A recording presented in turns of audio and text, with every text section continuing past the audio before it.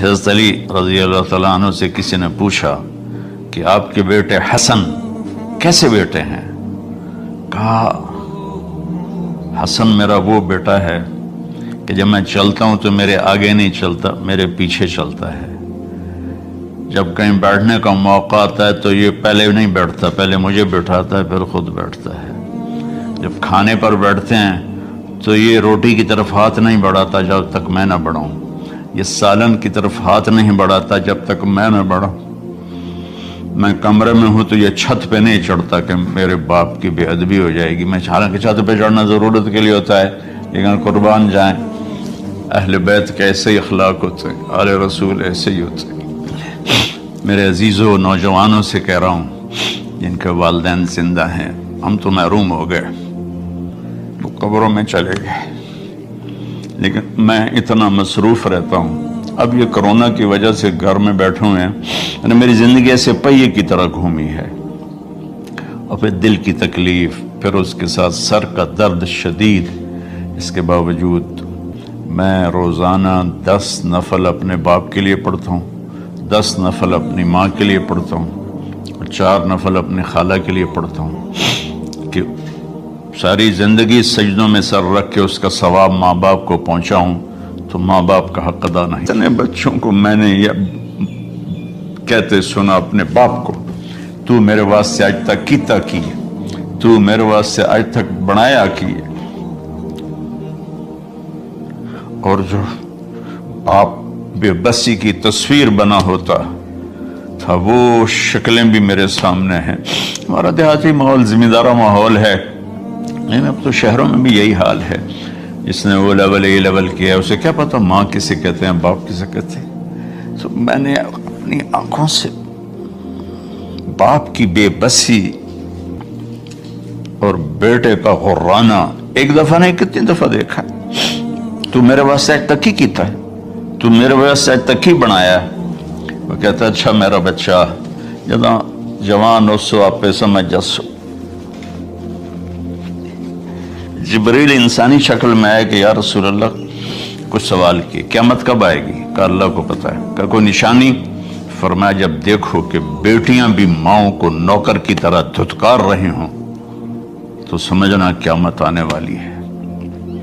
کچھ عرصہ پہلے ایک بچی اور ماں، تو ماں کچھ بات کر رہی تھی اور بیٹی کہہ رہی تھی بھوک نہیں بھوک نہیں، اور اس کی ماں کے خون سے بھرے ہوئے آنسو بہ رہے تھے اور اس کی ہچکیاں لگ رہی تھی کہ یہ وہ ہے جس کو میں نے اپنے پیٹ سے جنا، اور اپنی چھاتی کا دودھ پلاتے پلاتے پلاتے میں نے کتنی تکلیفیں برداشت کی، اور آج کر یہ بھوک نہیں۔ تو ایک شخص آیا، یا رسول اللہ میرا باپ میرے پوچھے بغیر میرا مال خرچ کر لیتا ہے، آپ نے کہا بلاؤ۔ جب اسے پتہ چلا کہ میرے بیٹے نے شکایت کی ہے تو عرب کی شاعری تو مشہور تھی، انہیں دل دل میں کچھ اشعار پڑھے۔ جو آیا تو جبریل پہلے آ گئے، یا رسول اللہ اللہ تعالیٰ کہہ رہے ہیں آپ اس سے پوچھیں وہ شعر بتاؤ تیرے کانوں نے تو نہیں سنے، تیرے دل میں آئے تھے اور اللہ نے سن لیے۔ اللہ کے نبی نے فرمایا بھائی تیرا انشاءاللہ کیس سنتے ہیں، لیکن پہلے وہ شعر سناؤ جو تم نے تو نہیں کہے زبان سے پر اللہ نے سن لیے۔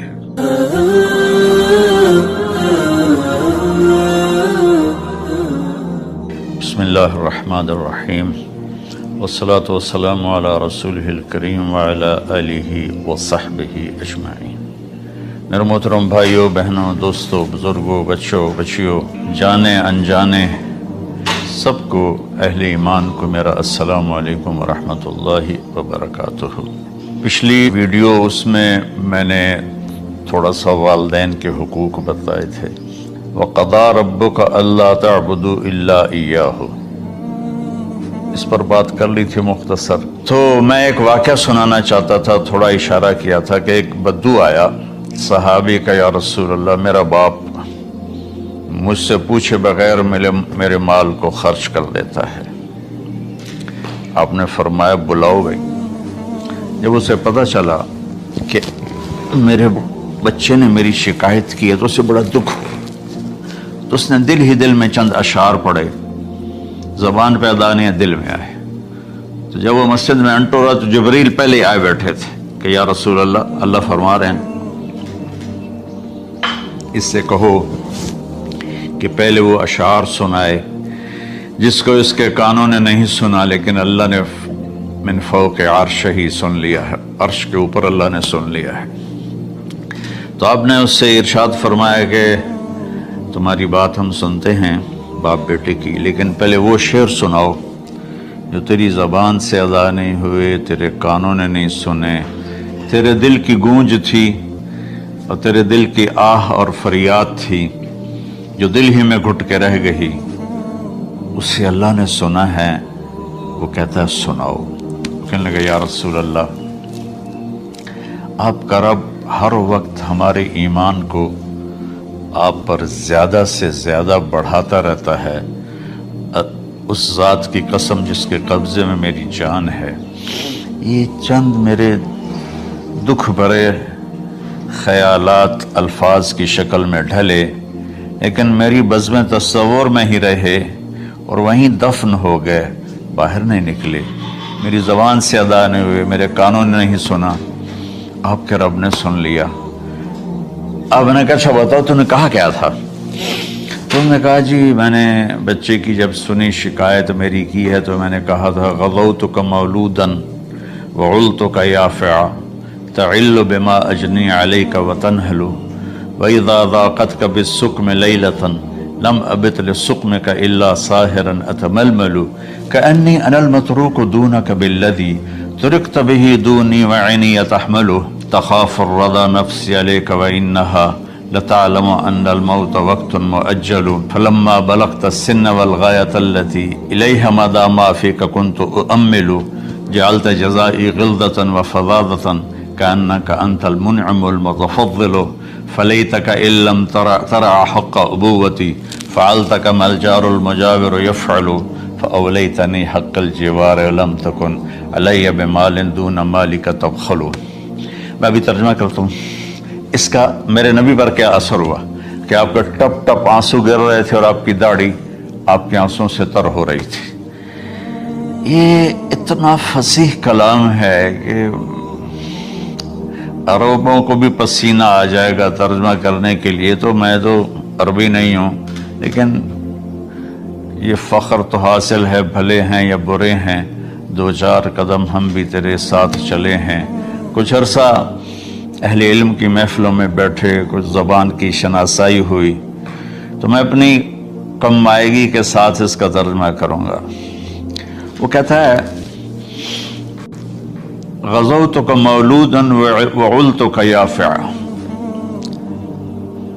تعل بما اجنی علیک وتنہل۔ میرے بیٹے جس دن تو پیدا ہوا ہم نے اپنے لیے جینا چھوڑ دیا، ہوئے ہوئے ہوئے ہوئے، ہم تیرے لیے جیے۔ تیری ماں تجھے دودھ پلاتی تھی، میں تیرے لیے روٹی کے نوالے لاتا تھا، میری ساری کمائی پہلی اور آخری سب تیرے اوپر لگتی تھی۔ تجھے خوش دیکھتے تھے تو خوش ہوتے تھے، تجھے روتا دیکھتے تھے تو ہم روتے تھے۔ وَإِذَا ضَاقَتْكَ بِالسُّقْمِ لَيْلَةً لَمْ أَدْلِ سُقْمَكَ إِلَّا سَاهِرًا أَتَمَلْمَلُ۔ جب تو کبھی بیمار ہو جاتا تھا تو تیرے سرانے بیٹھ کر ہم ساری رات روتے تھے اور دعائیں کرتے تھے، یا اللہ ہمارے بچے کو بچا لے، ہمارے بچے کو صحت دے دے۔ اس تڑپ میں ساری ساری رات میں جاگتا تھا، تیرے لیے میں نے اپنا سب کچھ لگا دیا، اپنے لیے جینا چھوڑ دیا، اپنی خواہشات کو دبایا، تیری ہر خواہش کو پورا کیا۔ تجھے مسکرانے کے لیے، تجھے ہنسانے کے لیے میں دھکے دھوڑے کھاتا رہا، کبھی گرمی لو کی جھلسا دینے والی ریت اور کبھی سردی کے سرد ہوا کے تھپیڑے، لیکن میں ان دونوں سے گزرتا ہوا تجھے پالنے کی خاطر اپنے آپ کو کھپاتا رہا۔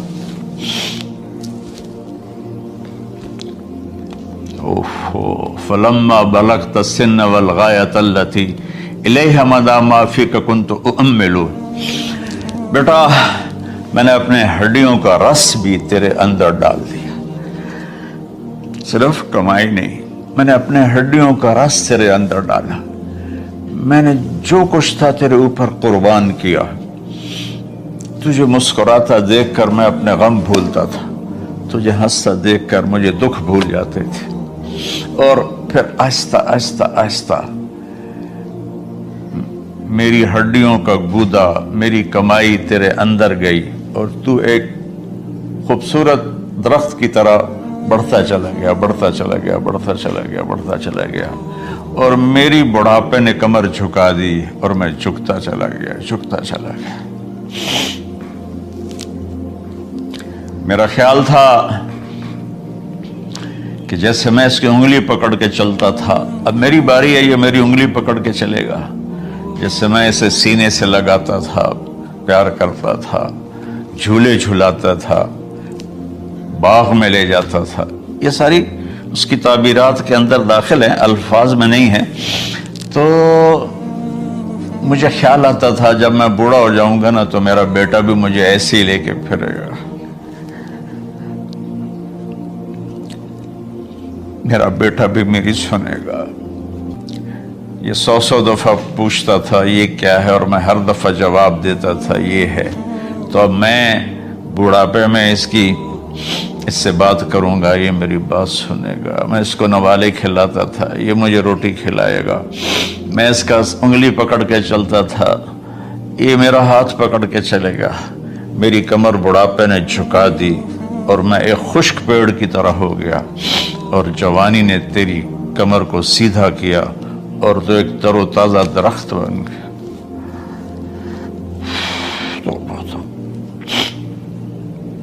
तो मुझे ख्याल आया कि मैंने 20 साल इस बच्चे को पाला है, अभी अपनी माँ और बाप को देखेगा, लेकिन एकदम अचानक क्या हुआ,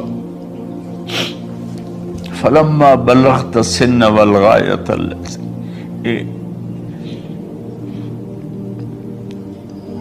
इलैहा मदा मा फीक कुन्तु उअम्मिलु, जब तो उस उम्र को पहुंचा जिसमें हमारी उम्मीदें तेरे साथ लग गईं, हमें बुढ़ापे ने बेआसरा कर दिया और तेरी जवानी ने तुझे हिम्मत दे दी, तो हमारा ख्याल आया कि अब ये हमारे साथ वही करेगा जो हमने इसके साथ किया। लेकिन क्या हुआ, जअलत जज़ाई गिल्ज़तन व फ़ज़ाज़तन कअन्नका अंतल मुनअमुल मुतफ़द्दिल। तो इतना बदतमीज हुआ, तेरी जबान छुरी बन गई, तेरा रवैया जहर बन गया, और मेरी सारी जिंदगी की मेहनत का बदला तूने मुझे नाफरमानी से दिया, बदअखलाकी से दिया, बदतमीजी से दिया।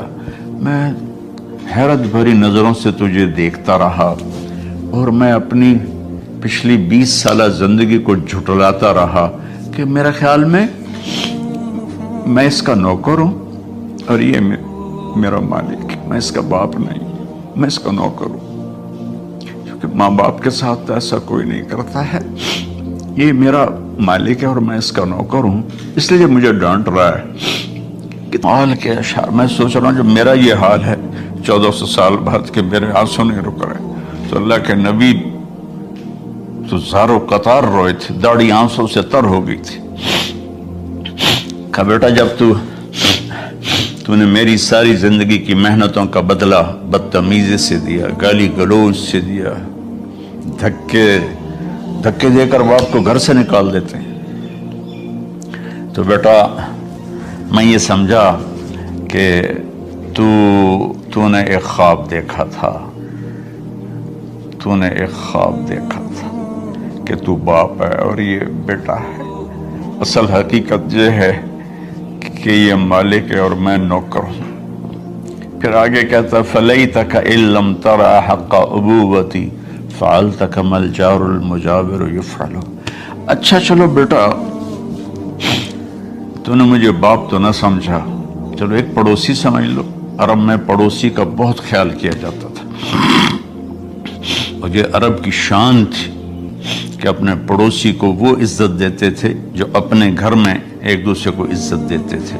تو اس نے پھر اس کی طرف اشارہ کیا کہ اگر میں تیرا باپ نہیں ہوں، تیرے رویوں کو دیکھ کر تو یہی لگتا ہے کہ میں تیرا نوکر ہوں، تو میرا مالک ہے، تو چلو اتنا تو کر دے جتنا ایک پڑوسی پڑوسی کے ساتھ کرتا ہے۔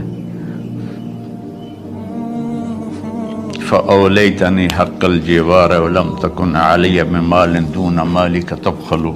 تو پڑوسی پر تو عرب خرچ کرتے ہیں، تو بھی تھوڑا سا میرے اوپر خرچ کر دیتا اور تو بخیل نہ بنتا، اور میرے خوابوں کو چکنا چور کر دیا، میری امیدوں پر پانی پھیر دیا، میرے بڑھاپے کو ذلت اور رسوائی میں بدل دیا۔ اچھا میرا پتر جا خوش رہو۔ ماں باپ کہاں بد دعائیں کرتے ہیں؟ تو میرے نبی کی آنکھوں سے آنسو، یہ ساری داڑھی تر ہو گئی، تو آپ نے اس کے بچے کو گریبان سے پکڑا اور جھٹکا دے کر دھکا دیا کر دفع ہو جا، انت و مالک لابیک، تو اور تیرا سب کچھ تیرے باپ کا